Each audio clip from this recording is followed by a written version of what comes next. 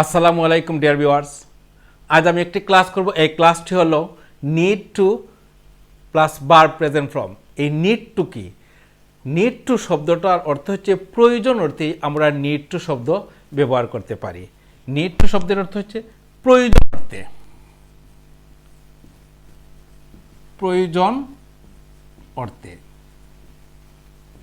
তাহলে এই need to কিভাবে প্রয়োগ করে আমরা বাক্য তৈরি করতে পারি? যেমন আমি বললাম আমার কলেজে যাওয়ার প্রয়োজন বা তোমার কলেজে যাওয়ার প্রয়োজন।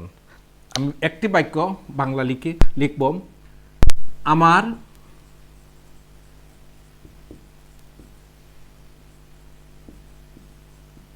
কলেজে যাওয়ার প্রয়োজন। আমার কলেজে যাওয়ার প্রয়োজন, তাহলে এখানে আমার আই প্রয়োজন, নিড টু, তারপর হচ্ছে আমরা বলেছি যে নিড টুর পরে অবশ্যই একটি ভার্ব প্রেজেন্ট ফর্ম বসবে। তাহলে এখানে যাওয়াটা হচ্ছে verb, I need to go to college. I need to go to college, আমার কলেজে যাওয়ার প্রয়োজন। এখন যদি বলি তোমার ভাত খাওয়ার প্রয়োজন, তাহলে কিভাবে করব? You need to eat rice. তোমার নদীর মধ্যে সাঁতার কাটার প্রয়োজন, you need to swim in the river. তোমার ফুটবল খেলার প্রয়োজন, you need to play football. ঠিক এভাবেই আমরা সাবজেক্টের পরে নিড টু, এরপরে ভার্ব প্রেজেন্ট ফর্ম বসিয়ে অসংখ্য বাক্য তৈরি করতে পারি। এখন আমি দেখাবো এই বাক্যটিকে কিভাবে নেগেটিভ রূপে করতে হয়। যেমন আমার কলেজে যাওয়ার প্রয়োজন বললাম, এখন যদি বলি আমার কলেজে যাওয়ার প্রয়োজন নেই বা তোমার কলেজে যাওয়ার প্রয়োজন নেই, এখন এই যে নেগেটিভ, এই নেগেটিভ বাক্য কিভাবে করব? সহজ বিষয়। সাবজেক্টের পরে আমাদেরকে ডু নট অথবা ডাজ নট বসাতে হবে সাবজেক্টের উপর নির্ভর করে। যেমন বললাম তোমার কলেজে যাওয়ার প্রয়োজন নেই, আমি এই তোমার কলেজে যাওয়ার প্রয়োজন নেই। এখন কিভাবে লিখবো? তোমার কলেজে যাওয়ার প্রয়োজন নেই, তাহলে you don't need to go to college. You don't need to go to college. তোমার ভাত খাওয়ার প্রয়োজন নেই, you don't need to eat rice. তোমার নদীর মধ্যে সাঁতার কাটার প্রয়োজন নেই, you don't need to swim in the river. ঠিক এভাবেই আমরা সাবজেক্টের পরে ডু নট অথবা ডাজ নট, এরপরে নিড টু, তারপর একটা ভার্ব প্রেজেন্ট ফর্ম বসিয়ে আমরা অসংখ্য বাক্য তৈরি করতে পারি। এখন এই বাক্যটিকে আমরা কিভাবে ইন্টারগেটিভে করব?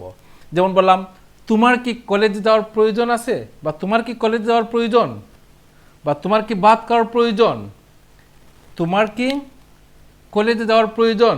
তাহলে কি করব? তোমার কি এই বাক্যের উপর তোমার কি কলেজে যাওয়ার প্রয়োজন, তাহলে কি করব? Do you need to go to college. তোমার কি কলেজে যাওয়ার প্রয়োজন? Do you need to go to college.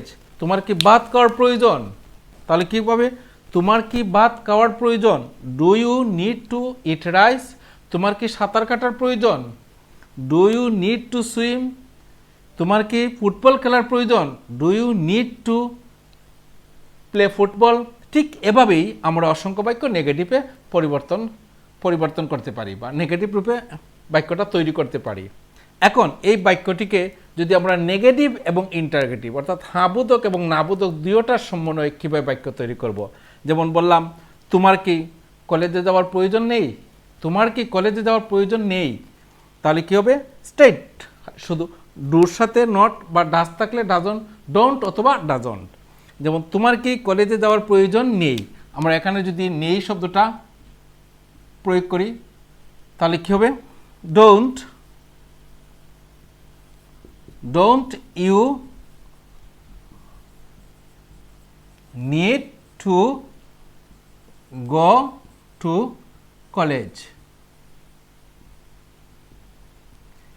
Don't you need to go to college? তোমার কি কলেজে যাওয়ার প্রয়োজন নেই?